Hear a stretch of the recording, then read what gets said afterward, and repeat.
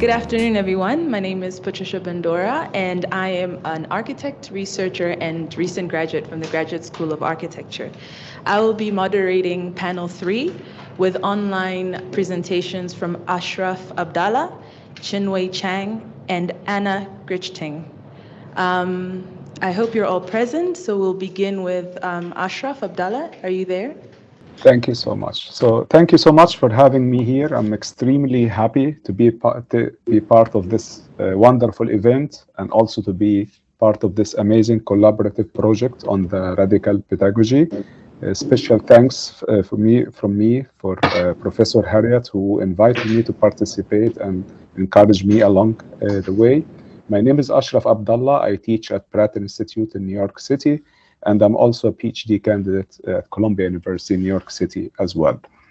So in this chapter, actually, what I try to do is to provide a brief account of Egypt modern architecture movement, which was a local movement that developed during Egypt pre-independent years from 1939 until 1959.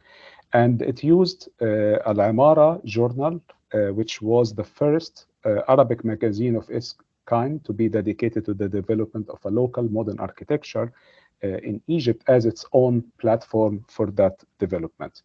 Basically, I try to make an argument that rests on 3 points. The first one is that despite this being a local movement, it embraced the universal principle of the modern movement as it developed in Europe and elsewhere in the interwar period, which in the language of today, we can make an argument similar to what Professor Harriet shared. It's a kind of decolonization of modern movement, not by rejecting its elements, but instead by participating in its universal project. So it was also a project of expansion and not elimination. The second point in the argument is that even if the participant of this modern movement did not express their Marxist or socialist leaning at the time explicitly, they were influenced by the Marxist wave that took over Egypt during that period. And the last and third point in the argument is that looking at the development from the pre-independent years to the post-colonial phase in Egypt modern history, the problematization of that switch or transfer from pre-colonial, from colonial to post-colonial will actually invite us to broaden the perspective of this binary opposition between colonial and post-colonial, as we will see. Next, please.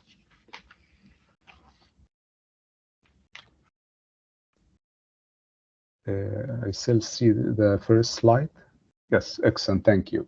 So while failing to obtain a mainstream political status, the Egyptian Marxists in the 1940s and 50s succeeded in mobilizing hundreds of general labor strikes and frequent mass protests, and above all, inspired Egypt's cultural and artistic production. Next.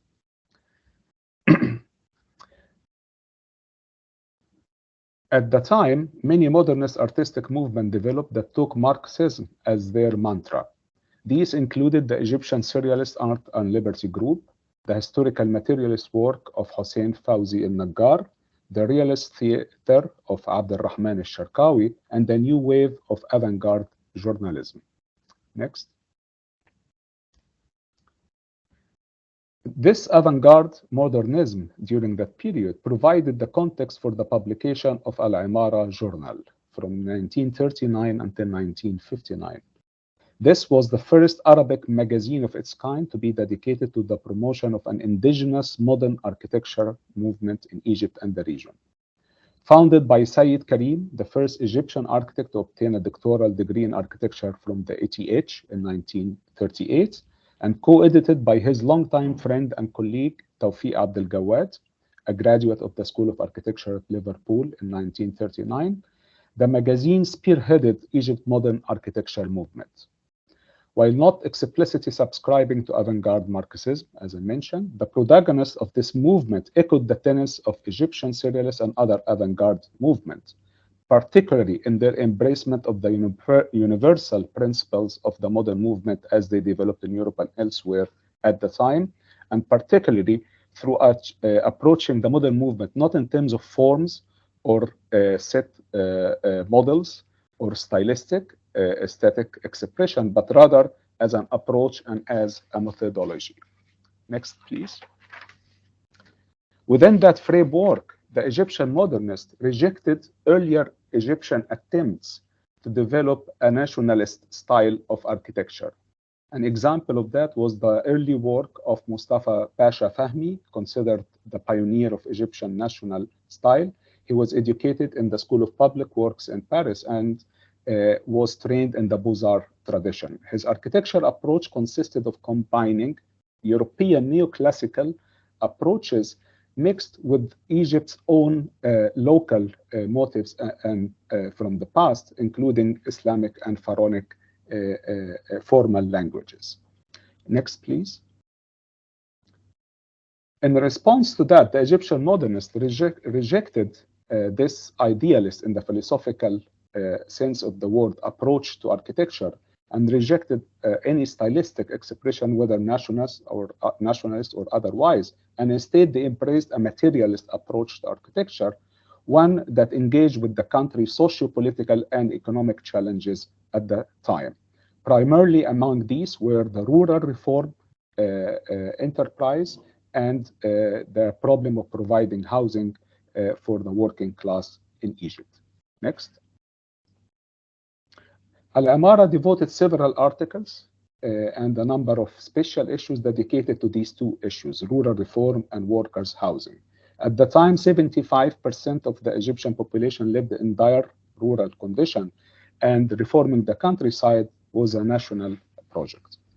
A primary example of this contribution was a scheme developed by both Sayyid Karim and Tawfiq Abdel Gawad called the Transition Village. This scheme developed in 1939 and was published in Al-Amara magazine in 1941. And although it was unbuilt, its overarching logic and design approach was applied to other model villages in Egypt at the time, a model meaning that it was a prototype village that was to be replicated across the country. Next, please. Two particular aspects distinguish this scheme, according to Sayyid Karim and Tawfiq Abdel Gawad. First, its transitional logic.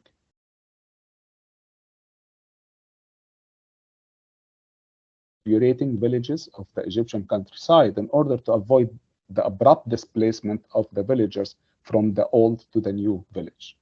In addition, the scheme was also envisioned as a transitional stage that will gradually lead the peasant into a prototypical communal garden village. Next, please.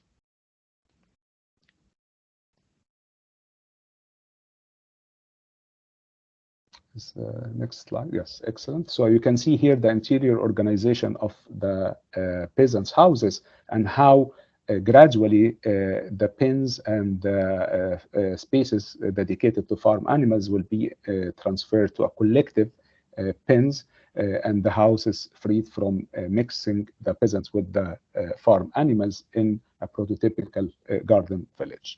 Next, please.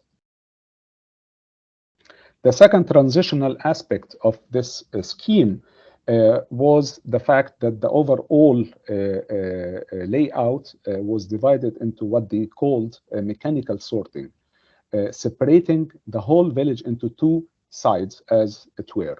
One was called the dirty side and the other was called the clean side. The dirty side will be dedicated to farm animals, their circulation, the roads, the mills, the silos, the storage, the grazing field, while the clean side will be dedicated to the social activities of the village, including primary school, preliminary school, crafts workshop, clinics, community center, and the main village square.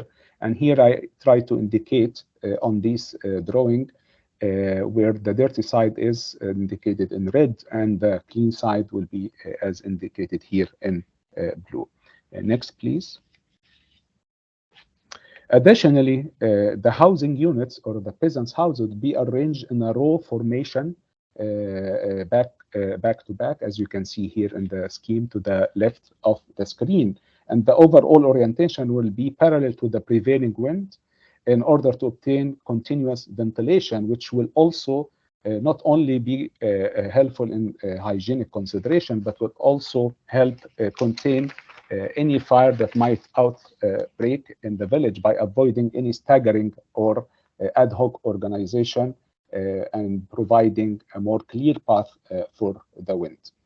Here we can see a clear influence actually by the cooperative housing models of the Garden City movement and interwar German Siedlungen models or housing settlements.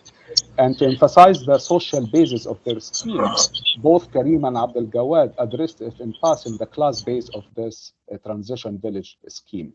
And in addition to emphasizing the model repetitive row formation, they also petitioned for a legislation that will implement limited land reform at the time, whereby the peasants would be granted ownership of small farmlands and would also be granted the right to decide on the kinds of crops that they would grow. During that period, even if Egypt gained a semi-independent status, the British controlled most of the crops, and they diverted all of that towards producing cotton that will feed into British textile industry. So one of the reform aspects here was not just this architecture scheme, but it was also combined with legislation for land reform and also for crop reform and giving more rights to the peasants. Perfect. Okay. So in addition to this transitional village row houses configuration, Egypt modern architects also developed another working workers housing typology, one that was more or better suited for the dense urban settings, namely the high-rise freestanding apartment block. This project named New Baghdad Garden Housing Blocks, which was part of a larger scheme to develop a new city in Baghdad in Iraq in 1946 by Sayyid Karim. This project, even if it was not built, it was significant in terms of its socialist utopian vision and also as a clear sign of the regional engagement by Egyptian architects at the time. Next, please.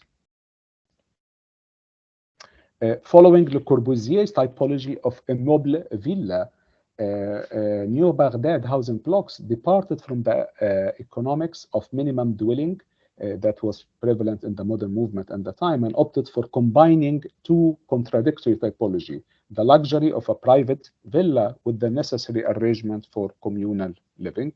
Each housing block in New Baghdad scheme would consist of between 25 to 40 duplex units, which Karim called hanging villas. They were to be stacked vertically, complete with vertical garden terraces, and the latter would have ample light and was fully open from both sides to allow for continuous air circulation. Next, please. As a vertical garden city, as both Le Corbusier and Sayyid Karim termed this typology, New Baghdad will also envision a self-sufficient residential community within each residential block, similar to the models developed in the 19th century by Charles Fourier in the utopian socialist model of Phalenister. And additionally, the blocks will be elevated on pilotis, similar to Le Corbusier, with the ground floor freed for communal activities such as dining, entertainment, theater, and day care. Next, please.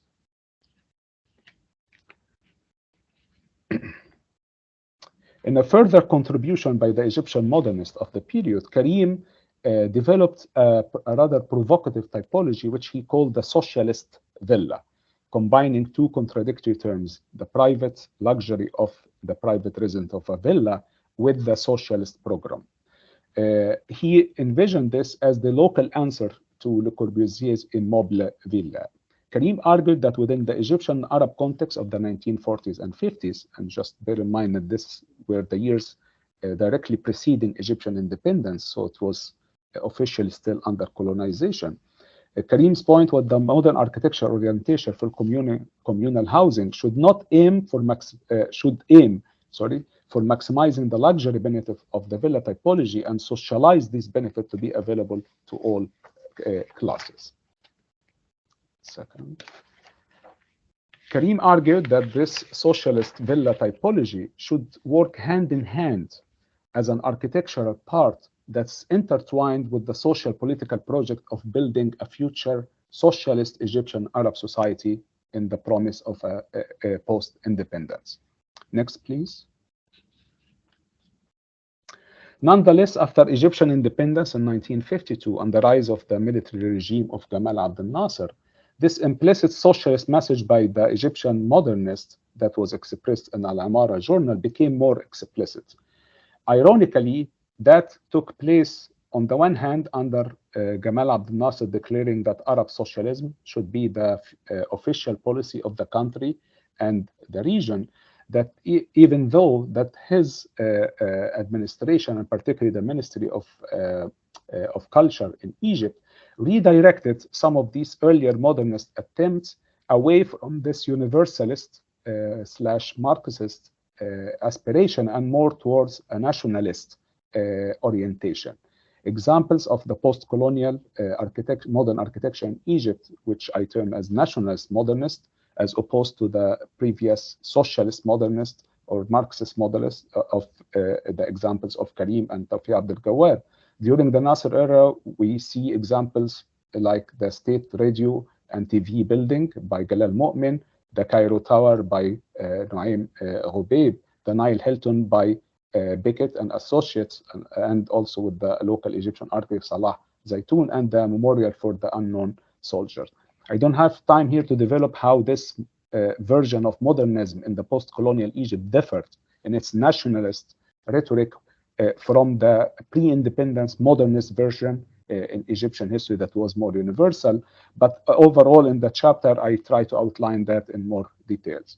So briefly, I argued in the chapter that encounter between modernism and Marxism, which took place during Egypt pre-independence year, was a very brief moment, but it was unique in its examination, and it's worth further investigation. And I argue that the investigation of this period will problematize this simple binary or simple framework in the discourses of colonial versus post-colonial, pre-independence versus post-independence, particularly when we address architecture production in the global South. Thank you. Thank you. Thank you, Ashraf, for your presentation. Next, we'll have Chin-Wei Chang. Thank you. Good afternoon, everyone. Thank you for having me today. And the JES team is wonderful. I'm Chin-Wei Chang. Currently, I'm a PhD candidate in architecture and urban history and theory at the Abdalla School of Architecture at UCL. I'm also a curator of the project called China Builders at the Chinese Art Media Lab at Harvard University.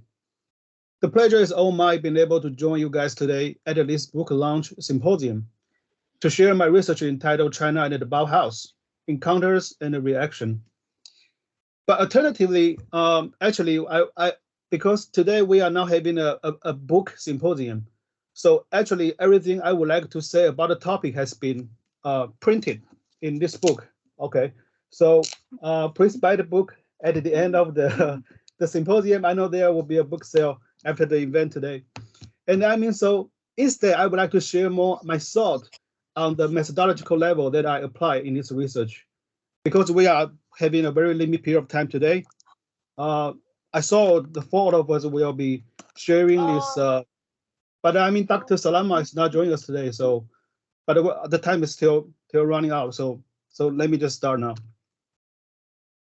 Okay, in comparative study, my chapter argues that Liang Sicheng and Huang Zuosheng, two early Chinese architecture educators in my work, are what I call architect teachers. Okay, so they are different from what I would call, what we recognize as a catch-all phrase like architects in general. And the photos, as you see here, reflect the fact that Huang was 14 years junior than Liang, both taken around age 24 and accompanied by their wives. On the left, you see Liang, and next to him was the Lin Huiyin. So some of you may or may not know that actually she was the very first Chinese female architect on the mainland China. Given a holistic different level, I mean, compared to architect builders, okay, in terms of scholarly reading, academic writing, and abstract thinking of pedagogical discourses of Liang Sicheng, as you see on the left, and Huang Zuosheng, as you see here on the right, their distinction with constrained social and cultural circumstances between the inward-looking Beijing and the outward-looking Shanghai, as well as the dilemma between the Beaux Arts and the Bauhaus, becomes notable in my chapter.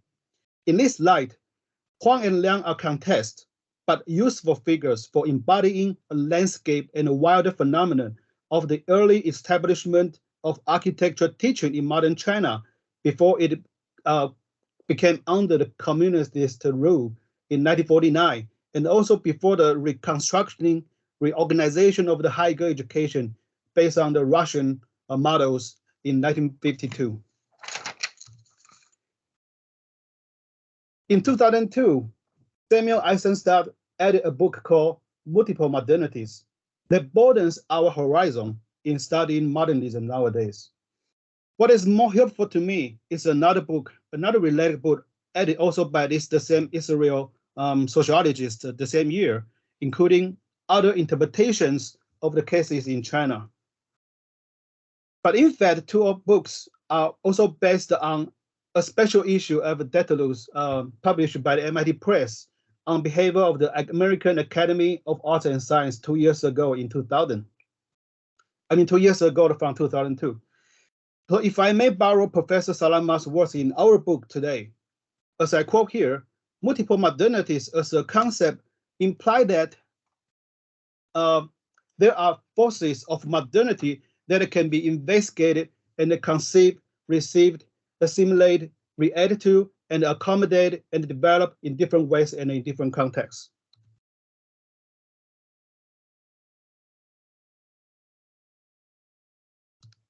Okay. From 2000 onward, Zeigman and Bowman published a series of books of liquid, including Liquid Love, Liquid Life, Liquid Times. But before all of this Polish sociologist published a book called, as you see here, Liquid Modernity in 2000, which is pivotal in my research as well. However, my application of his idea of becoming and the to be modern, actually he always put a dash between the becoming and the to be modern, begs questions from an Indian historian, Chabakari's language in his influential book called Provincializing Europe in 2000 again, in 2000.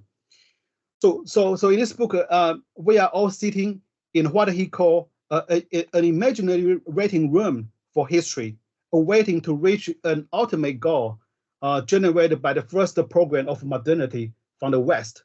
So namely, there would be Western Europe and North America, what we call global North, as we call it today. So I kind of elaborate my terminology from liquid to what I call makeshift here. So as I quote here, makeshift things are temporary and usually of poor quality, but they are still used because there is nothing better available. In my chapter, makeshift modernities of China's early architecture education are investigated through a re-evaluation of established scholarship in the field on the subjects, as well as the inclusion of original materials in the archival dossier. Based on the above, how did the makeshift modernities in departments of architecture, actually in China called Department of Architecture Engineering in the very beginning, during the first half of the 20th century, and the role of architect teachers contribute to China's pedagogical landscape and the contest architecture discourses embedded in global South, continuing to adopt, change, and modify, and those display their wide range of innovative and adaptive skills in their context. To conclude, I would like to introduce some what I would call constitutive hypothesis in my book chapter. So firstly, we have a architect builder vis-a-vis architect teacher. And secondly, we have a modern movement vis-a-vis modern makeshift. And lastly, we have a grand narratives versus contest discourse. In regard to what our topic today, the architectural pedagogy of Global South, the most important would be the first one about architect teacher. So in the end, as Huang one of the main research figure in my work, because I actually Liang is pretty relatively well known to the global north. But I mean, Huang himself was even long forgotten on the mainland China. But I would like to quote his words here, because he once explained what architect scholar, architect teacher could be through the lens of Chinese poet and the poetry, as he said in an English lecture on Chinese architecture in Shanghai in 1948. As I quote here, something goes into turning a building to architecture comes from another source than the architect builder. It is the architect scholars who supply the title. All the architecture efforts rendered by the architecture scholars were of unconscious nature. Therefore, I would say that we as architect teachers did think about the art of building, but not knowing what we did. We did not even bother to give a name to all of this mental endeavor. Before my last slide, I would just say, actually my past with one of our editors, Professor Salama, has quotes a couple years ago. This is the journal called Charette, and I believe this is French. This is the official journal of the UK-based Association of Architecture Educators. And they published 2 special issues also about architecture pedagogies, about the different alternatives all around the world, including the global north, as we talk about today, respectively in 2017 and 18. So I will pass the link to our chat room right after my presentation, because this is free to download for everyone. This is open access. So I think this should be of our interest today among our audience. And I would like just to take this opportunity to express my many thanks to our editors, and Gonzalez, Lara, and Professor Salama, and Professor Harriss, and also many thanks to our audience here in Johannesburg and afar. Thank you very much.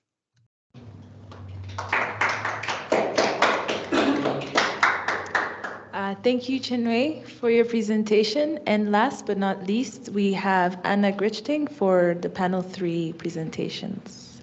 Anna, are you there? Okay, thank you very, very much for the invitation. I'm really honored and delighted to be here today, and also to be part of this this publication and this symposium. And thank you, of course, Dr. Harriet, Dr. Salama, and Ain, and all of the people who've organized this symposium. So I'm going to talk about my chapter, which is Educational Frameworks for Designing Regenerative Food Systems in the Arabian Gulf. And I'll talk about the case of Qatar, so we'll be going into a different geography. I'm based in Switzerland. I have a PhD from the Graduate School of Design, Harvard University, and I was working in the Gulf and Qatar for several years. So my chapter is, it's based really, this pedagogical approach was based on a sort of experimental approach and was implemented through incremental phases and experiential events, and also building on evolving opportunities and challenges, as well as the partnerships and exchanges that were initiated with different communities, experts, and actors on the university campus. And the methodologies were theorized, tested, and validated through different research projects and grants that involved students, and also obviously through the courses and teaching, and that resulted in publications, exhibitions, and events. It's also a key design issue. It was really the integration of food production and food systems into architectural, urban, and landscape projects, and addressing as well food, soil, and biodiversity, and also integrating questions of socio-spatial justice, migrant communities, gender sensitivities, community-based design, and social engagement, and based on experiential learning, inquiry-based learning, and outcome-based learning. I'm not going to talk too much about Qatar because I have very little time, but I'm sure you must have seen, those of you who watch football at least, there was a big spotlight on Qatar and also the different issues, obviously also with migrant communities, etc. But when I arrived there in 2011, I remember this was the president of our university opening a conference on food security in drylands. Of course, there was a lot of questions of food security because 90% of food is imported.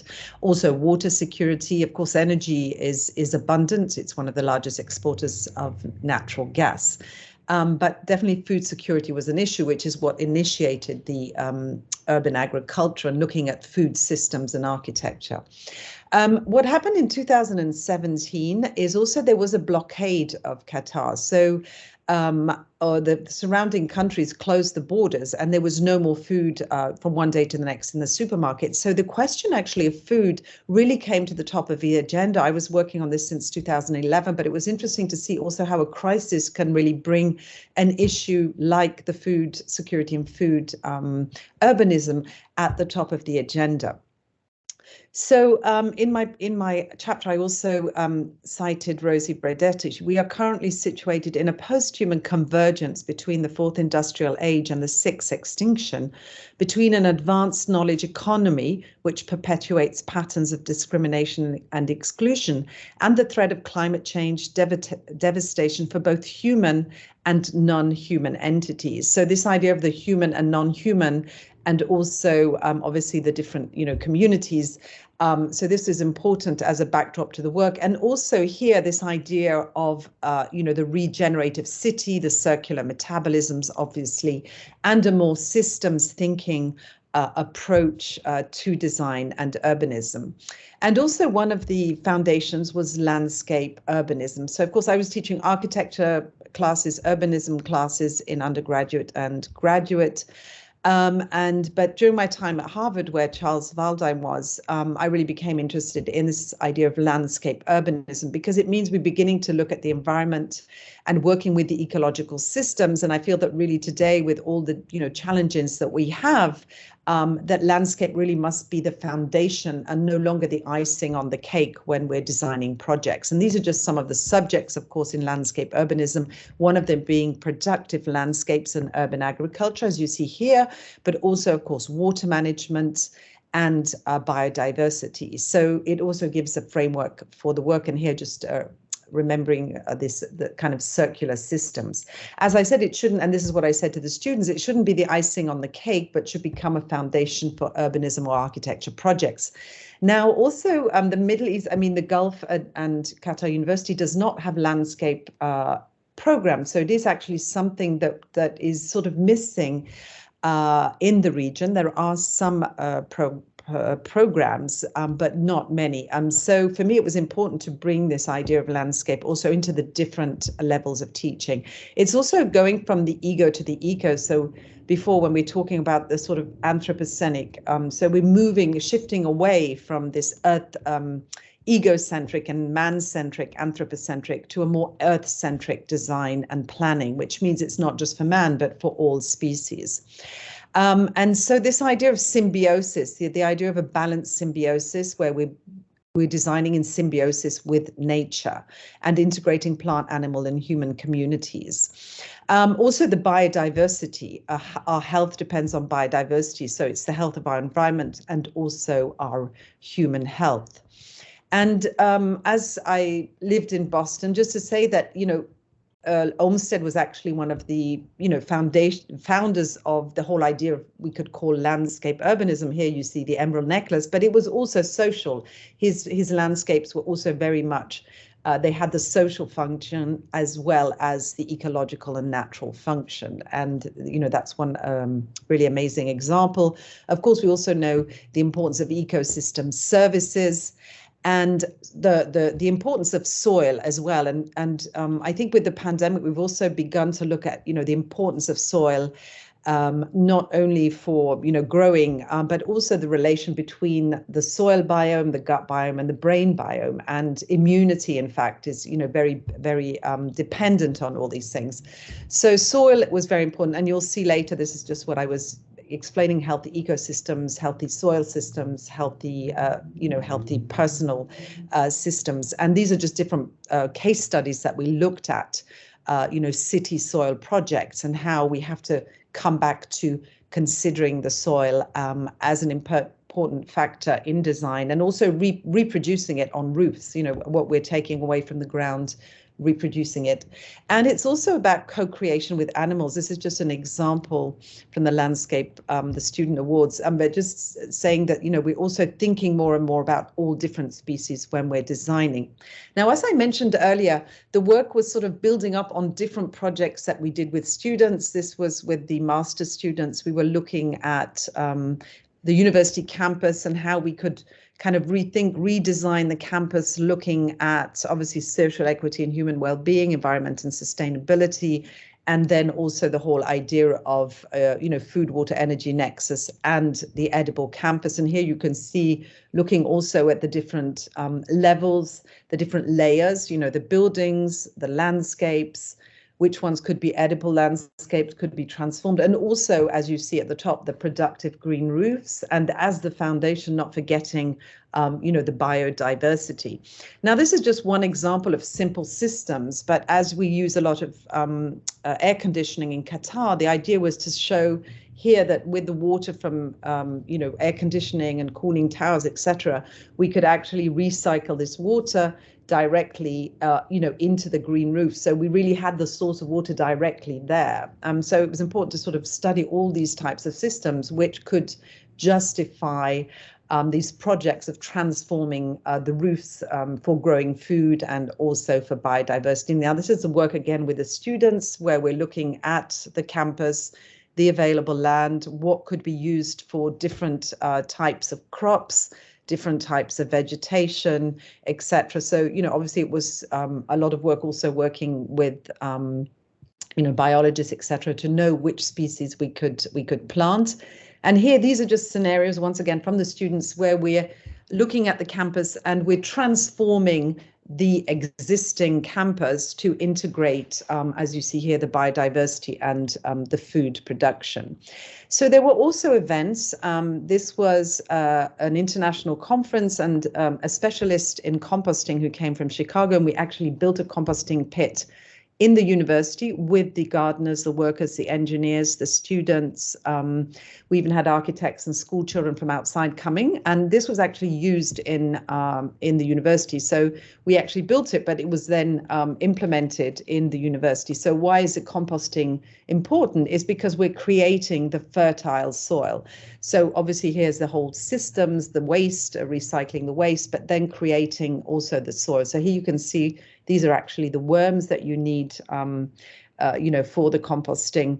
And here, this is coming back to the quote we had in the beginning. What was really important here is the vision, that I had and that we developed with the students on the university was really involving all the communities. What you can see here is also these Nepali workers, and they are cleaners, etc. They spend a lot of time just hanging around. And when we created this permaculture garden in the College of Engineering on the ground floor, they started to actually spontaneously plant on the rooftop. There was a garden which was never planted, and they started to plant their own crops. And a lot of them come from farming communities in Nepal. So there's also a know-how. So the idea is, how do we also build on this know-how, integrate them into the projects, and also give them a healthier and better lifestyle? Here you can see our students, also the female workers. This is a permaculture specialist, some architects from outside. Here we're with the gardeners from the university, and as you can see, this was actually not planted, and so we started to plant the permaculture. So we're creating the whole system of shade so that we can then create the plant. So it's a whole permaculture system, which I won't explain because I don't really have time. But also another event that we had with a university in Switzerland, which was looking at landscape and infrastructure for biodiversity and food security, and also looking at this idea of the green roof. So we had an event actually on the green roofs. I bought this composting drum also to show, what composting was about and the importance. Here we have the president of our university, the Swiss ambassador. So really bringing this knowledge and the importance. And we also had case studies. This is our permaculture specialist page. And this was actually a compound building in Qatar. And this was the actual example and case study to show what you could actually, how you could transform a building. These are bathtubs. This is water coming from the directly from the washing machine, and growing edible plants. All of these are edible plants directly from the washing machine. So our students were able to actually see the examples, see what could be grown. You can see also the air conditioning machines here, bananas, papayas. There were also chickens, etc. Here we're in the university garden with another permaculture specialist PhD student and one of the university gardeners. So there was always this sort of exchange of knowledge. This is also the nursery garden at the university, and this was on the roof, so where the spontaneous, the workers started spontaneously also growing food. Now, I wanted to show also, there was many case studies we looked at, but I visited Singapore once for a conference where I was presenting. So there's many examples also of these green roofs, and they're also community roofs. This was also on a hospital, but where the surrounding community could come and also garden. So there's a lot of really interesting examples worldwide.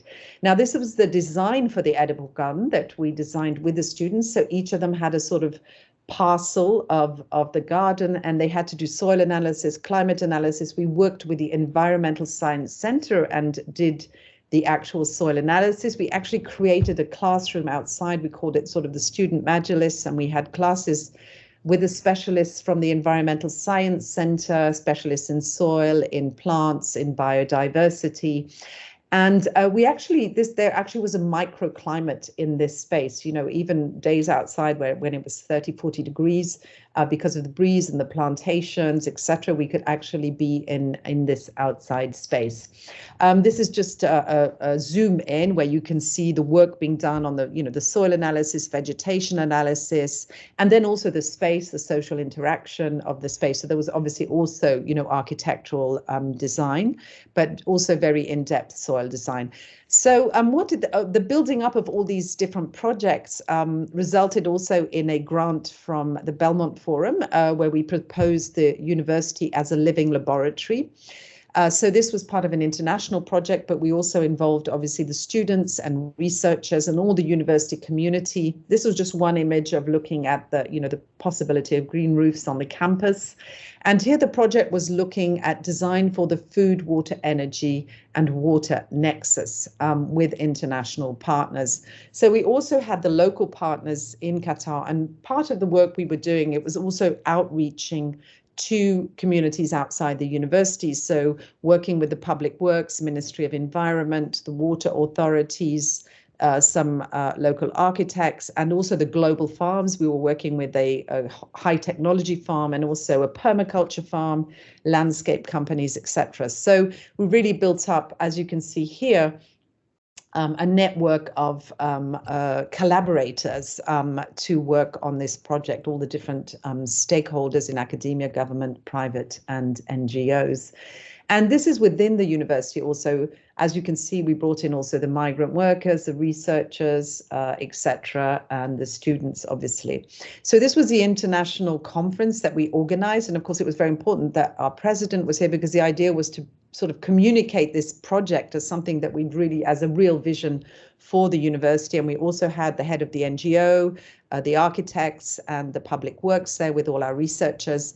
And we brought in also this permaculture farm. What you can see here is the farm and the scale of farm and the scale of the university. The idea was all the land that was available, could be also, we could look at the university as a, possibly a kind of a, transform it also with this sort of permaculture farming, instead of just having these open lands or having decorative landscapes. So we went for a visit also with the international researchers to see this permaculture farm and to look at all, the systems they were using. And this was the other farm, the global farm. So this is more looking at the high-tech technology. So the idea is really integrating natural systems and also high-tech systems for growing food. So here we invited, here you can see the farmers into our university to see the projects, and we also went to visit the farms. This is the design charrette that we did in the main building of the university. So here we're in the administration building. We wanted to be here because we felt, this project really needs to be seen by all the university. We have here a permaculture specialist from Toba Farms, an architect from the largest architecture firm in Qatar, the engineers and our students and researchers. And this was a design charrette looking at the university, creating a food forest, biochar composting, biodiversity wadi, urban water machine, etc. So really looking at all the possibilities of the food, water, energy nexus. And this was designed with our students as well, this idea of the biodiversity hotspot, using the sort of wadi that is a sort of a dry wadi, but how it could be reactivated using treated water, and really to enhance this biodiversity hotspot. Here you can see it, there's actually the natural vegetation where the wadi is, but just putting more water into it with treated water. And here the idea of using what we call the food forest and the system of permaculture, where you're creating different system of companion planting and shade, so to reduce the use of water, maximize the production and plants. So finally, it was also about, communicating with the larger communities. So some of the journalists were interested in work that we were doing, and the idea was that it also really needs to be integrated into the communities. So these educational frameworks then really need to reach out to the larger communities. And so that was also important to be able to communicate that. And I just wanted to finish as well at the end, because I was teaching mainly women, and Her Excellency, the chairwoman of Qatar Foundation, there was an event with Hillary Rodham Clinton on female leadership. And Sheikh Hind underscored the importance of research relating to the environment and climate change and the growing role of women in these fields. And she also advocated the necessity to change the structures we operate in from hierarchical to more collective frameworks, and to put more emphasis on how we look after our communities and our earth, and saying that it all begins with education. So I wanted to maybe finish with that, because to say that, hopefully and possibly this project aligns with that. And I would also say that it was at times challenging, because it was not seen always to really fit into the architectural, the standard curriculum. But for me, I felt it was really important to work on all these aspects for the students and to integrate them into the different communities as well. So I felt that this citation was very inspiring for the work that I was doing. So I'd like to thank you there. This was another field trip with the students. This is an area where they use the treated sewage effluent to grow crops for fodder for the animals. So this is in Qatar. And so the importance also really of visiting the environment and knowing the environment we are in with our students.